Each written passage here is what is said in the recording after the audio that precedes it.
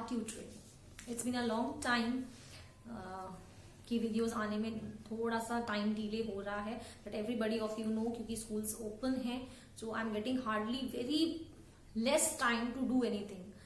तो आज भी मैं बहुत ज्यादा टाइम वेस्ट नहीं करूंगी, जिससे कि ज्यादा से ज्यादा हम काम कर पाए आज के वीडियो में भी। तो लास्ट टाइम हम फिजिक्स का चैप्टर डिस्कस कर रहे थे विच इज ग्रेविटेशन, उसके कुछ कंटेंट रह गए थे। तो in this video we are going to cover it up. So stay tuned with Empower Tutoring, क्योंकि चीजें आपको सीखने के लिए मिलेंगी। जैसे ही समय मिलेगा वैसे time to time I am trying to upload the videos so that your problems are sorted out. और जैसे कि अब क्लास 10th के लिए, क्लास 12th के लिए सीबीएसई ने ऑलरेडी अनाउंस कर दिया है कि एग्जाम्स 4 मई से 10 जून तक होंगे। तो आप चैनल के साथ जुड़े रहिए, because by that time almost I will try to cover all the content and along with the revision and shortcut tricks which are going to help you out in your board examinations. So do not miss it. तो शुरू करते हैं आज का video. So first of all, let's begin with the topic gravity. So gravity is not a new term for you. You all have been learning about gravity from your primary classes onwards. आप सभी लोग gravity को अपने primary classes से सीखते आ रहे हैं। Gravitation word भी आप यूज करते थे, लेकिन अब आई होप क्योंकि आप लोग पढ़ चुके हैं, आपने प्रीवियस वीडियोस भी देखे हैं, तो आप जान चुके हैं कि ग्रेविटेशन क्या होता है। तो अब जहां हम ग्रेविटी की बात करते हैं, तो what is basically gravity, let's have a look to it. So gravity is the gravitational force of the earth which is commonly called gravity. Earth की वो ग्रेविटेशनल फोर्स जो अर्थ अप्लाई करती है वो कॉमनली ग्रेविटी कहलाती है, जो हम आज तक इस टर्म को यूज करते रहे हैं। तो ग्रेविटी क्या है? The gravitational force of the earth. So in common word commonly we call it a gravity. तो अब हम इसको डिफाइन कैसे करेंगे? So here is the definition. Gravity is the gravitational force exerted by the earth on the objects which are near its surface. Gravity gravitational force है जो अर्थ exert करती है उन सभी ऑब्जेक्ट्स पर जो उसकी सरफेस के पास में है। पास में इसलिए वर्ड यहां पर हम नियर इसलिए यूज कर रहे हैं क्योंकि अगर ये डिस्टेंस बहुत ज्यादा हो जाएगा then the gravitational pull of the earth will not act on it. तो ग्रेविटेशनल पुल कब एक्ट करेगा? जब वो ऑब्जेक्ट्स जो है वो अर्थ के कॉन्टेक्ट में होंगे, अर्थ के आसपास होंगे। अदरवाइज जब हम यूनिवर्स में देखें तो वहां तो ग्रेविटेशनल फोर्स ऐसा है ही नहीं, ग्रेविटी वहां पर इस तरीके से एक्ट नहीं करती है। तो इसलिए यहाँ पर एक वर्ड नियर यूज किया गया है, तो उससे कंफ्यूज मत होइए, ठीक है। So what is a gravity, how can you define it? So gravity is the gravitational force. Gravity वो ग्रेविटेशनल फोर्स है एक्सर्टेड बाय द अर्थ, जिसको कौन एक्सर्ट करता है? अर्थ एक्सर्ट करती है ऑब्जेक्ट्स पर, उन सभी ऑब्जेक्ट्स पर जो अर्थ पर या उसके सरफेस के आसपास हैं। So this is the definition of gravity. अब अगर हमें ये फोर्स निकालना है, ग्रेविटेशनल फोर्स कितना होगा, तो लास्ट टाइम हमने ग्रेविटेशनल फोर्स जब वहां पर सीखा था तो we had a formula called F is equals to G, we had M upon R square. इस तरीके का हमने फॉर्मूला यूज किया था। तो फोर्स कैसे निकालते हैं? Gravitational constant capital G gravitational constant को डिपिक्ट करता है।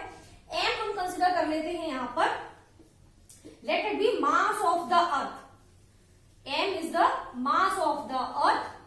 Small m is the mass of the object. Mass of object. And R is basically the distance. R represents the distance between the earth and the object.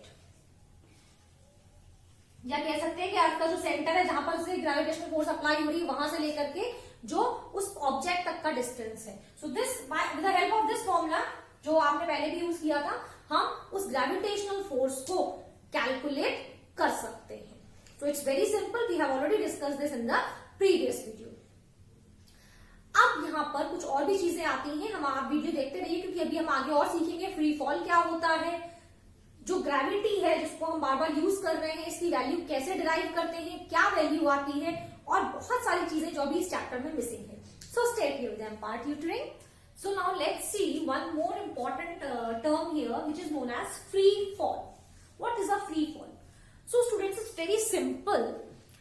जब कभी भी कोई object सिर्फ और सिर्फ ग्रेविटी की वजह से नीचे की तरफ गिरता है, I repeat, whenever an object falls down and only the gravity is acting on it, gravity means the gravitational force of the earth, केवल और केवल जिस पर की अर्थ की ग्रेविटेशनल फोर्स एक्ट कर रही है और कोई भी एक्सटर्नल फोर्स एक्ट नहीं कर रही है, then such kind of objects are said to be falling freely, या हम उस ऑब्जेक्ट का उसे फ्री फॉल कह सकते हैं।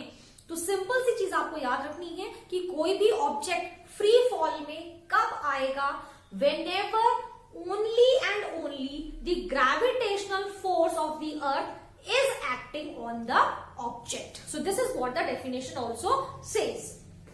Whenever objects fall towards the earth under the force of gravity alone, alone word is used क्योंकि कोई और external force उस समय पर act नहीं करेगी, then the objects are said to be in free fall. तो जो objects हैं वो कैसे कहे जाएंगे कि वो free fall हो रहे हैं। अब यहाँ पर इससे रिलेटेड कुछ पॉइंट्स हैं जो आपको ध्यान रखना बहुत जरूरी है। Number one is the direction of the motion remains unchanged. Now अब मैं ये ऑब्जेक्ट को ऊपर से फेंकूंगी तो उसमें कौन सी फोर्स एक्ट करेगी, केवल और केवल ग्रेविटेशनल फोर्स। तो जब भी ऑब्जेक्ट फ्री फॉल में नीचे आएगा, वो जिस भी डायरेक्शन में चल रहा है उसका डायरेक्शन वैसा ही रहेगा, and the direction of the freely falling object will not change.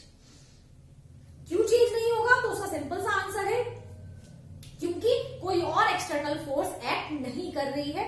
हम फर्स्ट चैप्टर में फोर्स में पढ़ चुके हैं कि किसी भी ऑब्जेक्ट की डायरेक्शन चेंज करता है कौन? External force. तो जब यहां पर इस तरीके की कोई फोर्स एक्ट नहीं कर रही है तो ऑब्जेक्ट जिस भी डायरेक्शन में जा रहा है उसी डायरेक्शन में चलता रहेगा and its direction remains unchanged. Second point is here that whenever an object is falling freely उस पर एक एक्सेलरेशन भी एक्ट करता है, and most important thing is that this acceleration is called the acceleration due to gravity. इस acceleration को हम acceleration due to gravity कहते हैं और इसको हम small g से represent करते हैं। अब यहां पर एक g और आ गया है तो अब आपको ये ध्यान रखना है। Now we have two g's. One is the capital one which is called, yes, please tell, everybody of you know. Yes, that's right. It is gravitational constant। और अब स्मॉल जी हमने इंट्रोड्यूस किया है which is acceleration due to gravity। तो अब इसकी unit क्या होगी? एवरीबडी नोस कि एक्सेलरेशन की यूनिट क्या होती है? It is same metre per second square. तो यहां पर भी एक्सेलरेशन ड्यू टू ग्रेविटी क्या है? वो एक्सेलरेशन तो है जो प्रोड्यूस हो रहा है किसकी वजह से? ग्रेविटी की वजह से। तो उसकी भी यूनिट सेम होगी which is metre per second square. चलिए अब इसका हम डेरिवेशन देख लेते हैं और वैल्यू फाइंड आउट करते हैं कि जी की वैल्यू क्या है। सबसे पहले हम यहां पर स्मॉल जी के लिए एक्सप्रेशन डिराइव कर लेते हैं कि स्मॉल जी की वैल्यू हम किस तरीके से कैलकुलेट कर पाएंगे। सो नाउ स्मॉल जी क्या है? Acceleration due to gravity. तो हम दो चीजों को लेकर यहां पर चलेंगे।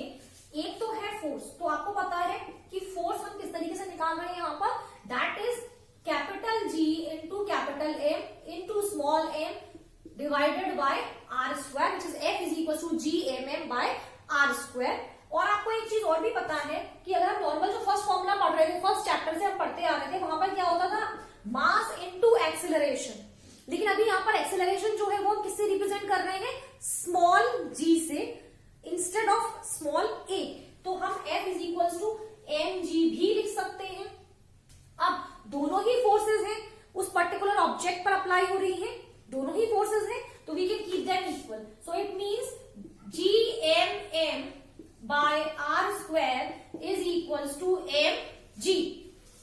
Now this small m is the mass of the object. तो ये दोनों डिवाइड हो जाएंगे तो जो g की वैल्यू यहां से निकलेगी वो क्या निकलेगी? Capital G capital M by r square gives you the expression for acceleration due to gravity. यानी मुझे अगर ये एक्सेलरेशन कैलकुलेट करना है तो मुझे क्या यूज करना है? Gravitational constant mass of the earth divided by the distance between them, उसके स्क्वायर से। तो चलिए हम इनकी वैल्यू रख करके जी की वैल्यू फाइंड आउट करते हैं बहुत जल्दी से। तो अब जल्दी से हम इनकी वैल्यू सब्स्टिट्यूट कर देते हैं और स्मॉल जी की वैल्यू फाइंड आउट करेंगे। तो capital G gravitational constant, everybody knows that the value is 6.7 into 10 to the power minus 11. Mass of the earth is 6.0 into 10 to the power 24 and the radius or the distance between the object and the center of the earth is 6.4 into 10 to the power 6. तो अब हम यहाँ substitute कर लेते हैं, तो ये हो जाएगा 6.7 into 10 to the power minus 11 to be multiplied by 6 into 10 to the power 24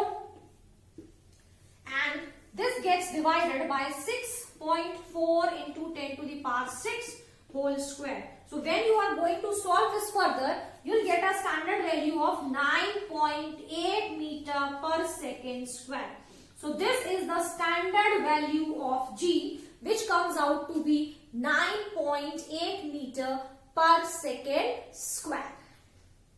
तो अब हम जब भी फोर्स कैलकुलेट करेंगे under the influence of this gravity, तो हम एक्सेलरेशन क्या रखेंगे 9.8 metre per second square. I hope you all are getting understanding the concepts well and it's going to help you out. So this is about small g. हाँ, एक important चीज, जिस तरीके से पाई की वैल्यू कभी कभी क्वेश्चंस में 3.14 गिवन होती है, तो अगर इस तरीके से वैल्यू जी की क्वेश्चन में न्यूमेरिकल में गिवन है, कभी कभी राउंड ऑफ करके 10 मीटर पर सेकेंड स्क्वायर भी यूज किया जाता है, तो तभी आप इसको यूज करेंगे 10 metre per second square, else you will only use 9.8 metre per second square. Okay, so see this video, it's going to help you out. आगे बढ़ते हैं और जानते हैं कैपिटल जी और स्मॉल जी में डिफरेंस क्या है। तो अब कैपिटल जी और स्मॉल जी में हम डिफरेंस कर लेते हैं। तो स्मॉल जी क्या होता है हमारा, acceleration due to gravity, and what is capital G, that is basically a gravitational constant. मैंने यहाँ पर शॉर्ट में लिखा है, जब भी आपके लिए लिखने के लिए आएंगी चीजें तो आप इनको अपने डेफिनेशन के हिसाब से लिख सकते हैं। देन सेकेंड डिफरेंस इज जी जो है वो कांस्टेंट है किसी एक पर्टिकुलर गिवन प्लेस पर, लेकिन वेरी करता है अर्थ पे अलग अलग। लेकिन जो यूनिवर्सल ग्रेविटेशनल कांस्टेंट है, क्योंकि वो कांस्टेंट है तो उसकी वैल्यू कहीं पर भी देखेंगे हम तो वो सेम होगी। इसके बाद जो हमारी जी की वैल्यू है स्मॉल जी, अभी हमने देखा था कि वो सेंटर ऑफ द अर्थ पर 0 भी होती है, लेकिन ग्रेविटेशनल कांस्टेंट जो है वो कभी भी 0 नहीं होगा। And then last difference, you can simply write the values of these g. तो स्मॉल जी की जो स्टैंडर्ड वैल्यू है, जो मीन वैल्यू आती है, वो होती है 9.8 मीटर पर सेकेंड स्क्वायर, और कैपिटल जी की जो वैल्यू है वो होती है 6.7 into 10 to the power minus 11. तो these are the basic differences in between small and the capital G. Now see you in the next video. और अब सीखेंगे मास और वेट के बारे में, और 10th और 12th के स्टूडेंट्स के लिए इन्फॉर्मेशन है, एग्जामिनेशन सीबीएसई कंडक्ट करेगा 4th मई से 10th जून के बीच में। तो आप लोग अपनी प्रिपरेशंस करते रहिए, चैनल के साथ जुड़े रहिए, क्योंकि बहुत जल्द मैं चैनल पर शेयर करूंगी कुछ टिप्स एंड ट्रिक्स, जिससे कि आप अपने बोर्ड एग्जामिनेशंस के लिए प्रिपरेशन कर पाए, और साथ ही साथ कुछ शॉर्टकट ट्रिक्स भी हम सीखेंगे अपने आंसर्स को कैसे हम चेक कर पाएंगे whether they are right or not। और साथ ही साथ सैंपल पेपर्स जो हैं उनको डिस्कस करेंगे, जो कंटेंट इनकम्प्लीट रह गए हैं उनको भी हम कंप्लीट करने की कोशिश करेंगे। अब तो हमें काफी टाइम मिल गया है, क्योंकि आपको पता है स्कूल्स ओपन है, तो मुझे टाइम नहीं मिल पा रहा है, पर मैं कोशिश करूंगी कि जल्दी से जल्दी आप लोगों के सिलेबस को यहाँ कंप्लीट कर पाऊं। तो आप जुड़े रहिए, चीजें अपडेट होती रहती हैं। So have a nice time everyone, stay safe, stay home and enjoy learning. Bye bye.